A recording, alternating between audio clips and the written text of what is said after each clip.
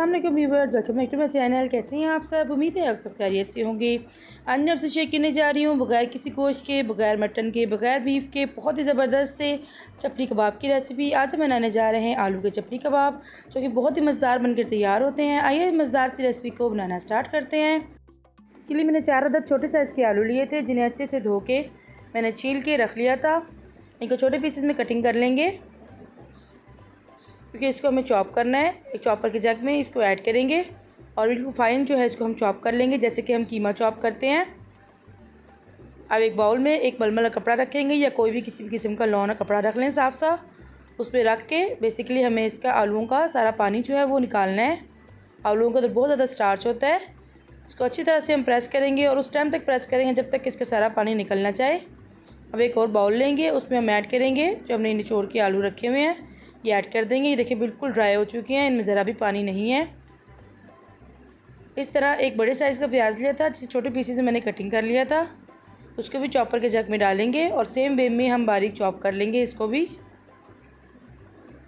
जब ये चॉप हो जाएगा तो उसी तरह से दोबारा से कपड़ा रखेंगे और उसके अंदर भी प्याज डाल के प्याज़ों का पानी जो है हम निकाल लेंगे।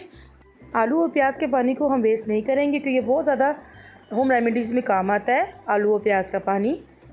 उसको भी अच्छे से प्रेस करेंगे जब तक इसका सारा पानी जो है वो निकल ना जाए। अब जिस बाउल में हमने आलू डाले थे उसी में हम प्याज डाल देंगे। अब बाकी के वेजिटेबल्स ऐड करेंगे, जिसमें अदरक लहसुन का पेस्ट है 1 खाने का चम्मच, 2 से 3 हरी मिर्चें ली थी जिन्हें बारीक चॉप कर लिया था, 3 खाने का चम्मच बारीक फ्रेश कटा हुआ हरा धनिया लिया मैंने, वो ऐड करेंगे इसमें। 1 चाय का चम्मच कुटी हुई लाल मिर्चें, आधा चाय का चम्मच पिसी हुई लाल मिर्च, 1 चाय का चम्मच कुटा हुआ ज़ीरा, 1 खाने का चम्मच मोटा कुटा हुआ सूखा धनिया, 1 चाय का चम्मच नमक, 1 चाय का चम्मच गरम मसाला पाउडर। और अब इस पर ख़ास चीज़ डालेंगे, अनारदाना है क्रश किया हुआ 1 खाने का चम्मच, वो ऐड करेंगे। ये चपली कबाबों की जान होती है, इसके बगैर चपली कबाब का टेस्ट जो है वो नहीं आता। इधर बेसन लिया है मैंने बाइंडिंग के लिए 3 खाने का चम्मच, और 3 खाने के चम्मच मैं इसमें ऐड करूँगी मैदा। अगर आप चाहें तो आप दोनों में से किसी भी एक चीज़ को स्किप कर सकते हैं। बेसिकली हमें इसको बाइंडिंग के लिए इनको यूज़ किया जाता है। बेसन ले लें, या बेसन की जगह आप मकई का आटा भी यूज़ कर सकते हैं, फिर आपको मैदे की ज़रूरत नहीं पड़ेगी। इन सब चीज़ों को डालने के बाद इन्हें अच्छे से मिक्स कर लेंगे। अब हमें किसी भी किस्म का पानी का अभी इस्तेमाल नहीं करेंगे। एंड पे देखेंगे अगर हमें कोई पानी का इस्तेमाल करने की ज़रूरत पेश आई तो 1 से 2 खाने के चम्मच हम पानी इस्तेमाल करेंगे, लेकिन इसको अच्छी तरह से इस तरह से मिक्स करेंगे। और ये देखें, ये बाइंडिंग करके देखते हैं, ये देखें बिल्कुल इसकी बड़ी अच्छी सी बाइंडिंग हो रही है, ये जुड़ रहा है आपस में। इसका मतलब है कि इसके अंदर मैदा और जो हमने बेसन डाला हुआ है बिल्कुल परफेक्ट है और पानी की ज़रूरत नहीं पड़ी। अब इसको एक साइड पे रखेंगे। तो टमाटर जो है मैंने इस तरह से कटिंग करके रखे हुए हैं, ज़्यादा मोटे हम कटिंग नहीं करेंगे, इतनी ही थिकनेस रखेंगे जितनी मैंने कटिंग की हुई है। अब हाथों को ग्रीस करेंगे ऑयल के साथ या पानी के साथ, थोड़ा सा मिक्स कर लेंगे और इनको शेप दे लेंगे, गोल दें या लंबाई में दें। ज़्यादातर चपली कबाब जो है वो बेबी शक्ल में होते हैं या फिर मुख्तलिफ शेप्स के साथ वो अवेलेबल होते हैं।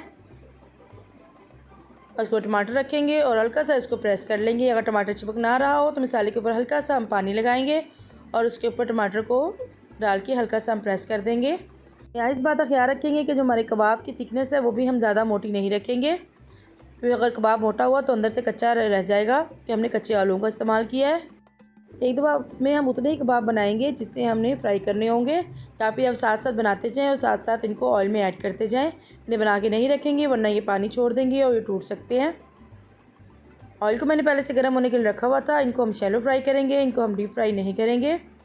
इस तरह से कबाब रखते जाएंगे। मैं एक टाइम में 4 फ्राई कर रही हूँ ताकि ईज़िली फ्राई हो जाएँ। मीडियम फ्लेम पे हम इनको फ्राई करेंगे, क्योंकि हमारी वेजिटेबल जो है वो कच्ची हैं, ताकि अच्छी तरह से वेजिटेबल्स अंदर से पक जाए, वरना ऊपर से गोल्डन ब्राउन हो जाएगा और अंदर से कच्चा रह जाएगा।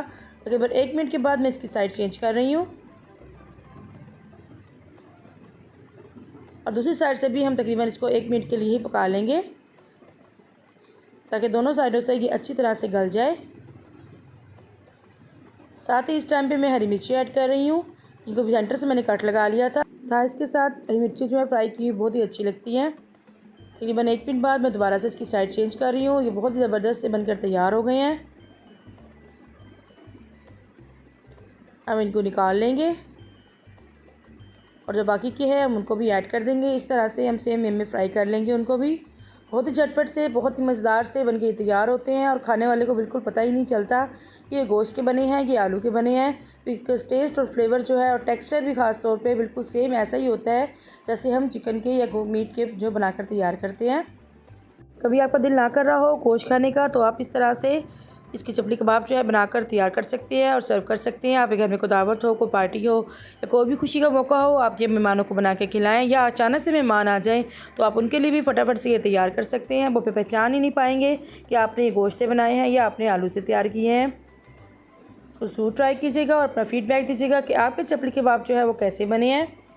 इसके अलावा मज़ीद कबाब की रेसिपी के लिए मेरे चैनल को ज़रूर विज़िट कीजिएगा और अगर आप चैनल पर नए हैं और अभी तक चैनल को सब्सक्राइब नहीं किया तो प्लीज़ चैनल को सब्सक्राइब करें और बेल आइकन को प्रेस करें। मैं आपको तोड़ के भी दिखाती हूँ कि इसका टेक्सचर जो है देखिए कितना ज़बरदस्त इसका टेक्सचर है। बहुत ही सॉफ्ट ज़बरदस्त बन के ये तैयार हुए हैं। और किसी पॉइंट पर रेसिपी अच्छी लगी तो प्लीज़ इसे लाइक करें, शेयर करें। फिर मिलते हैं किसी नई यूनिक रेसिपी के साथ। Thank you for watching. अल्लाह हाफिज़।